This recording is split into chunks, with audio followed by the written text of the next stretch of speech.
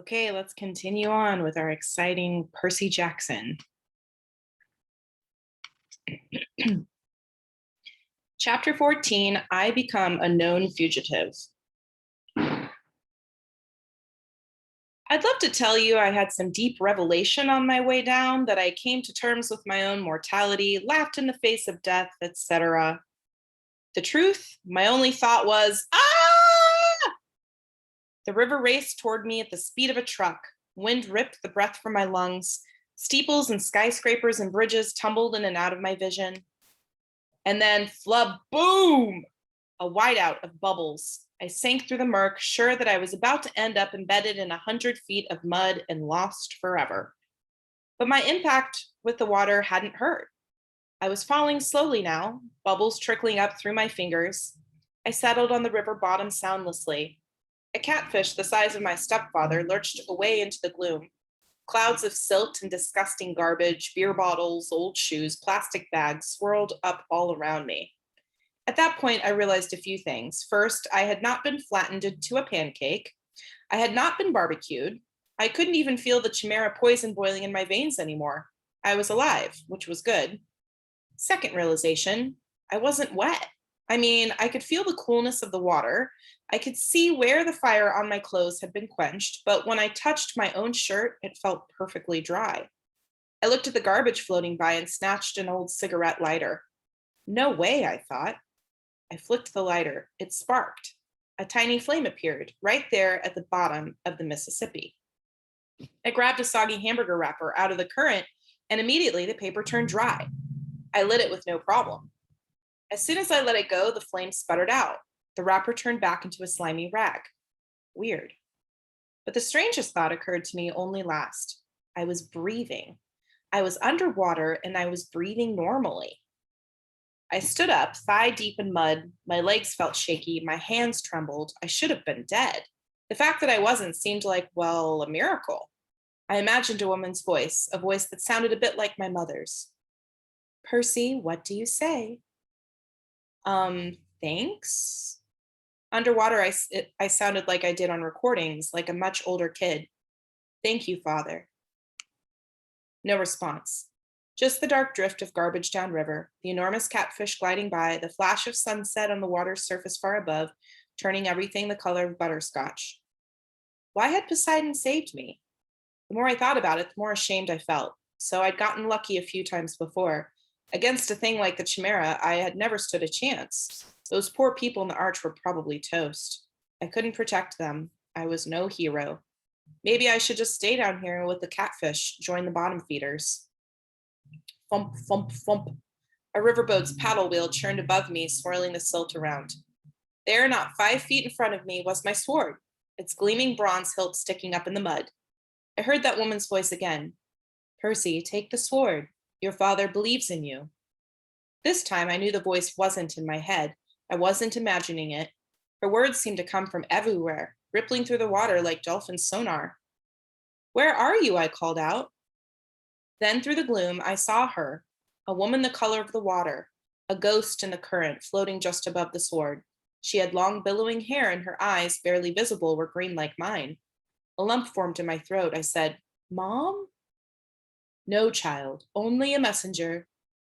Though your mother's fate is not as hopeless as you believe, go to the beach in Santa Monica. What? It is your father's will. Before you descend into the underworld, you must go to Santa Monica. Please, Percy, I cannot stay long. The river here is too foul for my presence. But I was sure this woman was my mother, or a vision of her anyway. How did you? There was so much I wanted to ask. The words jammed up in my throat. I cannot stay, brave one, the woman said. She reached out and I felt the current brush my face like a caress. You must go to Santa Monica.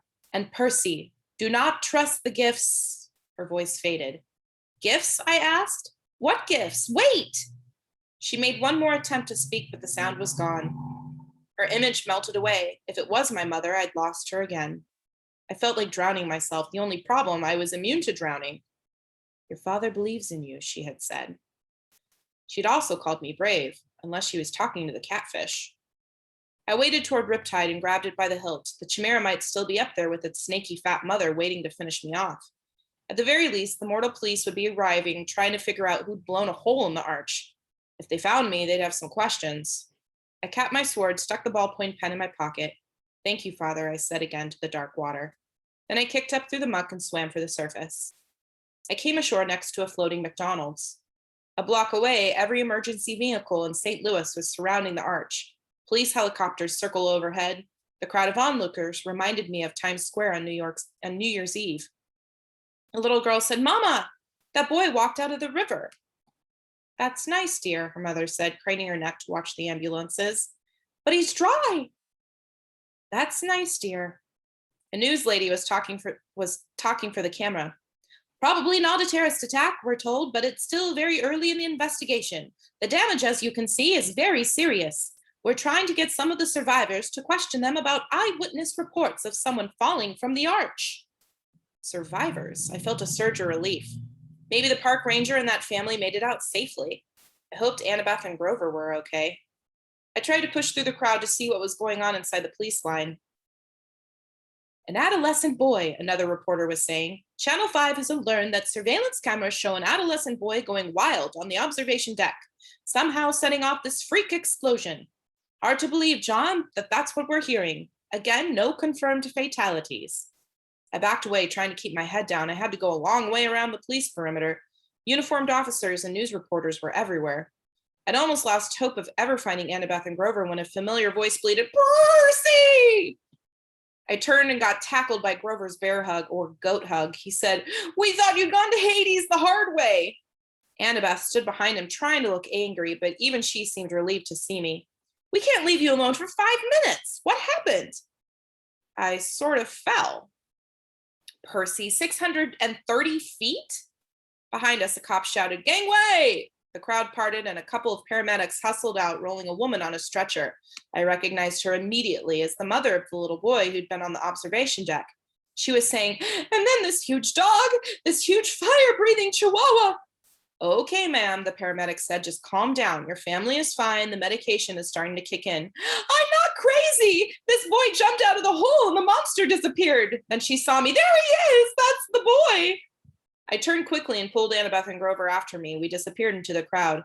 "What's going on?" Annabeth demanded. Was she talking about the chihuahua on the elevator? I told them the whole story of the chimera, Echidna, my high dive act, and the underwater lady's message. "Whoa," said Grover. "We've got to get you to Santa Monica. You can't ignore a summons from your dad." Before Annabeth could respond, we passed another reporter doing a news break, and I almost froze in my tracks when he said, "Percy Jackson, that's right, Dan. Channel 12 has learned that the boy who may have caused this explosion fits the description of a young man wanted by authorities for a serious New Jersey bus accident 3 days ago, and the boy is believed to be traveling west. For our viewers at home, here is a photo of Percy Jackson." We ducked around the news van and slipped into an alley. "First things first," I told Grover, "we've got to get out of town." Somehow we made it back to the Amtrak station without getting spotted. We got on board the train just before it pulled out for Denver. The train trundled west as darkness fell, police lights still pulsing against the St. Louis skyline behind us. Well, that was exciting to have a section of our story take place in our very own city. I hope you enjoyed it, and I'll see you later.